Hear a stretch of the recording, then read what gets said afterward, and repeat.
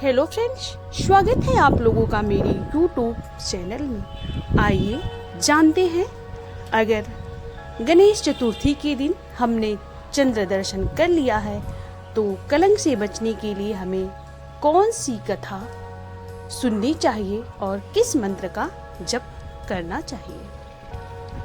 भाद्रपद मास की चतुर्थी तिथि शुरू होने से लेकर खत्म होने तक चंद्रमा का दर्शन नहीं करना चाहिए। यदि भूल से गणेश चतुर्थी के दिन चंद्रमा के दर्शन हो जाएं, तो मिथ्या दोष से बचाव के लिए निम्नलिखित मंत्र का जप करना चाहिए तथा नीचे दी गई कथा को जरूर सुनना चाहिए। मंत्र है: सिंह प्रसेन मौ धीत सिंहो जाम्बवता हतः सुकुमारक मारो दिस्तो होश्य स्यमंत करह। एक बार नंद किशोर ने सनत कुमारों से कहा कि चतुर्थी के चंद्रमा के दर्शन करने से श्री कृष्ण पर जो लाछन लगा था वह सिद्ध विनायक व्रत करने से ही दूर हुआ था। ऐसा सुनकर सनत कुमारों को आश्चर्य हुआ। उन्होंने पूर्ण ब्रह्म श्री कृष्ण को कलंक लगने की कथा पूछी तो नंद किशोर ने बताया, एक बार जरासंध के भय से श्री कृष्ण समुद्र के मध्य नगरी बसाकर रहने लगे। इसी नगरी का नाम आजकल द्वारिकापुरी है। द्वारिकापुरी में निवास करने वाले सत्राजीत यादव ने सूर्य नारायण की आराधना की। तब भगवान सूर्य ने उसे नित्य 8 बार सोना देने वाली स्यमंतक नामक मणि अपने गले से उतारकर दे दी। मणि पाकर सत्राजीत यादव जब समाज में गया तो श्री कृष्ण ने उस मणि को प्राप्त करने की इच्छा व्यक्त की। सत्राजीत ने वह मणि श्री कृष्ण को न देकर अपने भाई प्रसेनजीत को दे दी। एक दिन प्रसेनजीत घोड़े पर चढ़कर शिकार के लिए गया। वहां एक शेर ने उसे मार डाला और मणि ले ली।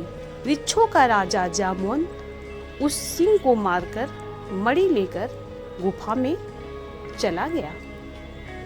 जब प्रसेनजीत कई दिनों तक शिकार से न लौटा तो सत्राजीत को बड़ा दुख हुआ।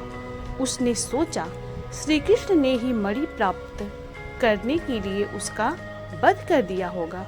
अतः बिना किसी प्रकार की जानकारी जुटाए उसने प्रचार कर दिया कि श्री कृष्ण ने प्रसेनजीत को मारकर स्यमंतक मणि छीन ली है। इस लोक निंदा के निवारण के लिए श्री कृष्ण बहुत से लोगों के साथ प्रसेनजीत को ढूंढने वन में गए। वहां पर प्रसेनजीत को शेर द्वारा मार डालना और शेर को ऋछ द्वारा मारने के चिन्ह उन्हें मिल गए। ऋछ के पैरों की खोज करते करते वे जामवंत की गुफा पर पहुंचे और गुफा के भीतर चले गए।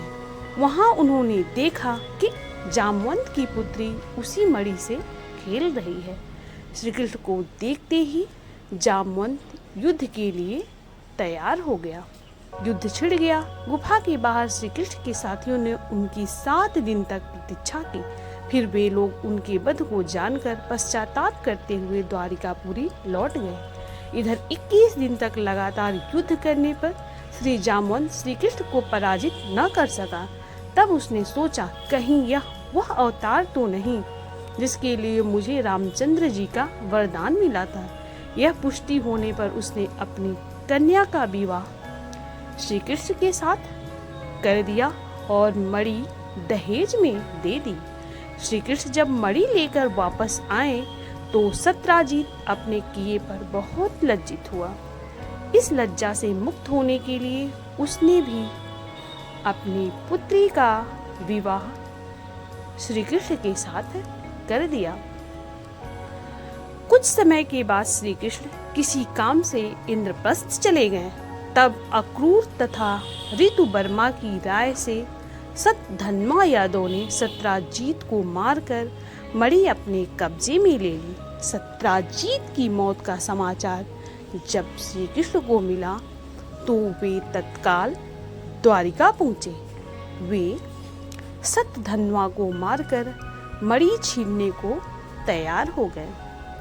इस कार्य में सहायता के लिए बलराम भी तैयार थे। यह जानकर सतधन्वा ने मणि अक्रूर को दे दी और स्वयं भाग निकला। श्री कृष्ण ने उसका पीछा करके उसे मार तो डाला, पर मणि उन्हें नहीं मिल पाई। बलराम जी भी वहां पहुंचे। श्री कृष्ण ने उन्हें बताया कि मणि इसके पास नहीं है। बलराम जी को विश्वास न हुआ। वे अप्रसन्न होकर विदर्भ चले गए। श्री कृष्ण के द्वारिका लौटने पर लोगों ने उनका भारी अपमान किया। तत्काल यह समाचार फैल गया कि सेमंतक मणि के लोभ में श्री कृष्ण ने अपने भाई को भी त्याग दिया। श्री कृष्ण इस अकारण प्राप्त अपमान के शोक में डूबे थे कि सहसा वहां नारद जी आ गए। उन्होंने श्री कृष्ण जी को बताया, आपने भाद्रपद शुक्ल चतुर्थी के चंद्रमा का दर्शन किया था, इसी कारण आपको इस तरह लांछित होना पड़ा है। श्री कृष्ण ने पूछा, चौथ के चंद्रमा को ऐसा क्या हो गया है जिसके कारण उसके दर्शन मात्र से मनुष्य कलंकित होता है। तब नारद जी बोले, एक बार ब्रह्मा जी ने चतुर्थी के दिन गणेश जी का व्रत किया था। गणेश जी ने प्रकट होकर वर मांगने को कहा तो उन्होंने मांगा कि मुझे सृष्टि की रचना करने का मोह न हो। गणेश जी ज्यों ही तथास्तु कहकर चलने लगे। उनके विचित्र व्यक्तित्व को देखकर चंद्रमा ने उपहास किया। इस पर गणेश जी ने रुष्ट होकर चंद्रमा को शाप दिया कि आज से कोई तुम्हारा मुख नहीं देखना चाहेगा।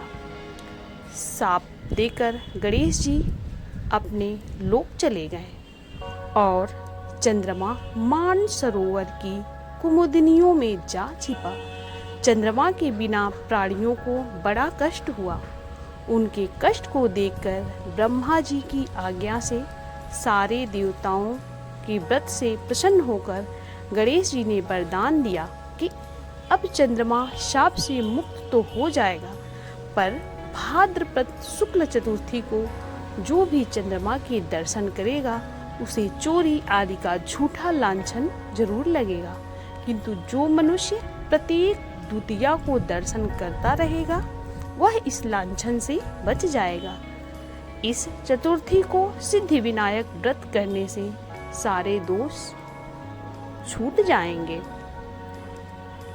यह सुनकर देवता अपने अपने स्थान को चले गए। इस प्रकार भाद्रपद शुक्ल चतुर्थी को चंद्रमा का दर्शन करने से आपको यह कलंक लगा है।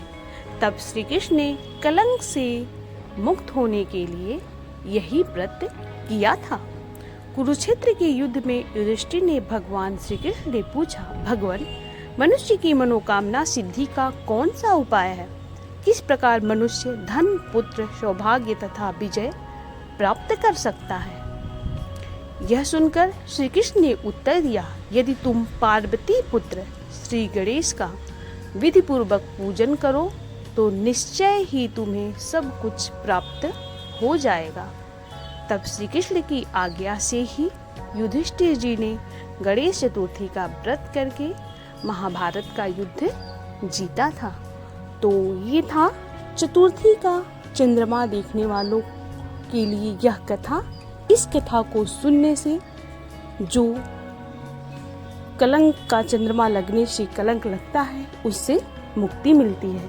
तो जिसने भी इस चंद्रमा का दर्शन किया होगा, इस कहानी को वो जरूर सुने। तो ये जानकारी थी सेमंतक मणि का और उससे जुड़ी कथा की। ये कथा आप लोगों को कैसी लगी? अगर अच्छी लगी हो तो इस वीडियो को प्लीज लाइक करिए, शेयर करिए, कमेंट बॉक्स में ओम नमो भगवते वासुदेवाय लिखिए और ऐसी ही जानकारियों के लिए हमारे चैनल को प्लीज सब्सक्राइब कीजिए। धन्यवाद और इस कहानी को पूरा जरूर सुनिएगा।